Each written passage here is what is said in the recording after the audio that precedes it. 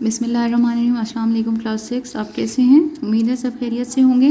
Last lecture میں ہم نے سبق پڑھا تھا صادق اور صدیق، ٹھیک ہے۔ اس میں آپ کو بتایا گیا تھا کہ صادق اور صدیق کے کیا معنی ہیں۔ بالکل صادق سچ بولنے والا اور صدیق اس سچ کی گواہی دینے والا۔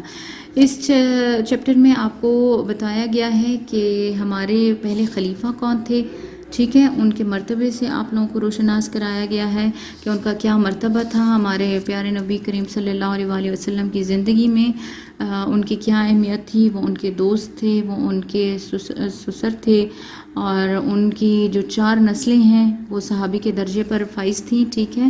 ان کے والد کا نام حضرت ابو بکر تھا، ٹھیک، ابو بکر تھا، اور نہیں سوری حضرت ابو بکر کے والد کا نام حضرت عبداللہ تھا، ٹھیک ہے۔ آپ کے حضرت ابو بکر کا نام عبداللہ تھا، آپ کے والد کا نام عثمان، اور آپ کی والدہ کا نام سلمہ تھا، ٹھیک ہے۔ ہجرت سے پہلے آپ کہاں رہائش پذیر تھے؟ ہجرت کے بعد آپ جس وقت آپ نے ہجرت کی وہاں اس وقت آپ کے پاس اپنا ذاتی مال 40,000 درہم تھے، لیکن جب آپ ہجرت کر کے مدینہ پہنچے تو آپ کے پاس صرف 5,000 درہم تھے۔ اس کے علاوہ آپ نے مسجد نبی کے لیے جو زمین خریدی گئی وہ اس کی قیمت آپ نے ادا کی۔ حضرت بلال حبشی کے بارے میں ذکر ہوا کہ آپ نے اب بہت سے غلاموں کو آزاد کروانے کا جو ہے اس کے مرتبے پر فائز ہیں، اور حضرت بلال حبشی جن کی اسلام میں بہت زیادہ قدر و منزلت ہے ان کو بھی آپ نے آزاد کروایا۔ اور اس کے علاوہ آپ کا ایک اور کارنامہ تھا کہ آپ نے اپنے خلافت میں آنے کے بعد سب سے پہلے قرآن پاک کو یکجا کیا، ٹھیک ہے۔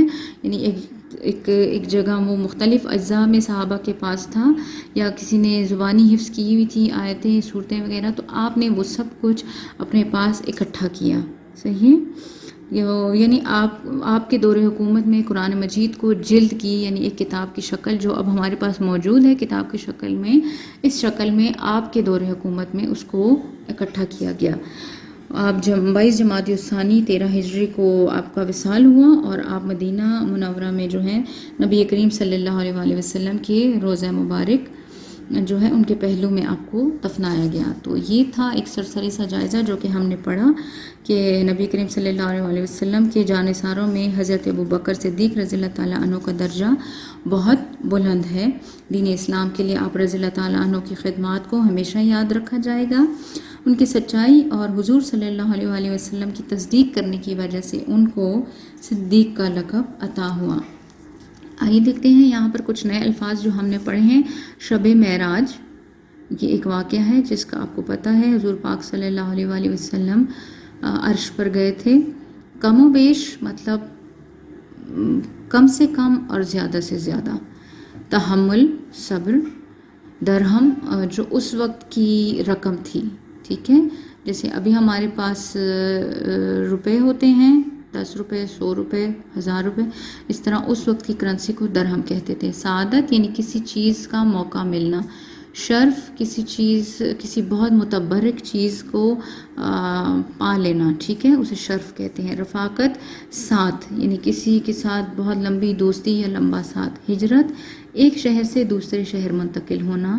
یار غار یعنی غار کا دوست، جبکہ آپ نے حضور پاک صلی اللہ علیہ وآلہ وسلم کی زندگی میں ہجرت کے وقت جس وقت کفار مکہ نبی کریم صلی اللہ علیہ وآلہ وسلم کو قتل کرنے کے در پہ تھے، تو آپ نے غار میں 3 دن پناہ لی جس کا نام غار ثور تھا، اور آپ اس میں نبی کریم صلی اللہ علیہ وآلہ وسلم کے ساتھ تھے، اس لیے آپ کو یار غار کہا جاتا ہے۔ وصال یعنی جیسے کہ نبی پاک اور صحابہ کرام جو ہیں جب وہ پردہ فرما جاتے ہیں دنیا سے تو اس کو کہتے ہیں وصال، یعنی انتقال کر جانا۔ فائز کسی عہدے پر کافی عرصے کے لیے رہنا، اس کو کہتے ہیں فائز ہونا۔ دعوے دار کسی چیز کا دعویٰ کرنا۔ استقامت، صبر۔ حقوق العباد وہ حقوق جو اللہ پاک نے اپنے بندوں کے لیے دوسرے بندوں کے حق میں فرض کیے ہیں۔ مسکین، عاجز یعنی کسی چیز کی کمی ہونا، ٹھیک ہے۔ عیادت کسی بیمار کی عیادت کرنا، ٹھیک ہے۔ قبائل بہت سارے گروپس، ایک ہی ایریا میں رہنے والے مختلف گروپس کو قبائل کہتے ہیں۔ صدیق ایک بولا ہوا سچ جس کی گواہی جو انسان دیتا ہے اسے کہتے ہیں صدیق. تو یہ تھے نئے الفاظ جو ہم نے سیکھے. ٹھیک ہے، یہ ہیں مختصر سوالات. حضرت ابو بکر رضی اللہ تعالیٰ عنہ کو صدیق کیوں کہا جاتا ہے؟ اسلام کی تبلیغ کے لیے حضرت ابو بکر صدیق رضی اللہ تعالیٰ عنہ کون کون سے کام کرتے تھے؟ سب سے پہلی مسجد کس نے اور کہاں قائم کی؟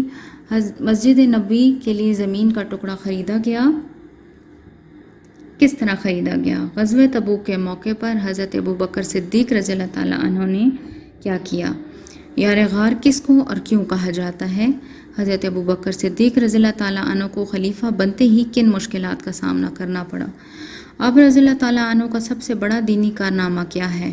حضرت ابو بکر صدیق رضی اللہ تعالیٰ عنہ کا انتقال کب ہوا اور آپ رضی اللہ تعالیٰ عنہ کہاں دفن ہے؟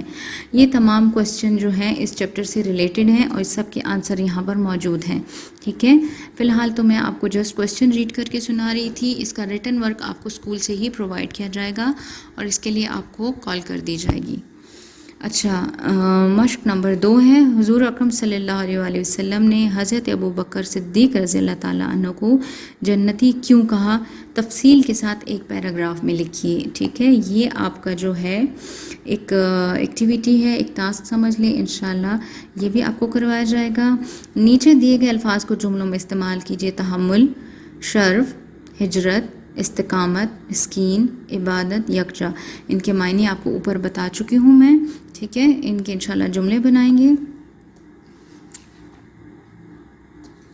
یہ ہے جی اب خالی جگہ پر.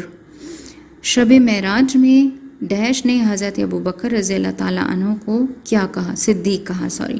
ٹھیک ہے، تو کس نے کہا؟ حضرت جبرائیل علیہ السلام نے. حضرت ابو بکر صدیق رضی اللہ تعالیٰ عنہ نے ڈیش میں سب سے پہلے اسلام قبول کیا؟ بڑوں میں. ٹھیک ہے، بچوں میں حضرت علی نے اور عورتوں میں حضرت خدیجہ رضی اللہ تعالیٰ عنہ نے. آپ رضی اللہ تعالیٰ عنہ نے بلال حبشی کو خرید کر آزاد کیا. ہجرت سے پہلے حضرت ابو بکر صدیق رضی اللہ تعالیٰ عنہ کے پاس 40,000 درہم تھے. ٹھیک ہے، سفر ہجرت میں حضرت ابو بکر صدیق رضی اللہ تعالیٰ عنہ غار ثور میں 3 دن تک رہے. حضرت ابو بکر صدیق رضی اللہ تعالیٰ عنہ کی 4 نسلیں صحابی ہیں. حضرت ابو بکر صدیق رضی اللہ تعالیٰ عنہ نے 63 برس کی عمر پائی. ٹھیک ہے، تو یہ تھا آج تک کا لیکچر. انشاءاللہ امید کرتی ہوں کہ آپ لوگ اپنے پاس یہ ساری چیزیں نوٹ کر لیں گے. خالی جگہ پر آپ نے اسی طرح کرنا ہے. یہ کوسچنز جو ہیں آپ کو پرووائڈ کیے جائیں گے، اس کے آنسرس وہ آپ نے اپنی اردو ایک کی کاپی میں کرنے ہیں. اسی طرح الفاظ جملے بھی یہ خالی جگہ پر جو ہے آپ اسی طرح ایز اٹ از اپنی بک پر سالو کریں. انشاءاللہ نیکسٹ لیکچر میں آپ کو باقی کی ایکسرسائز کروائی جائے گی. تب تک کے لیے خدا حافظ.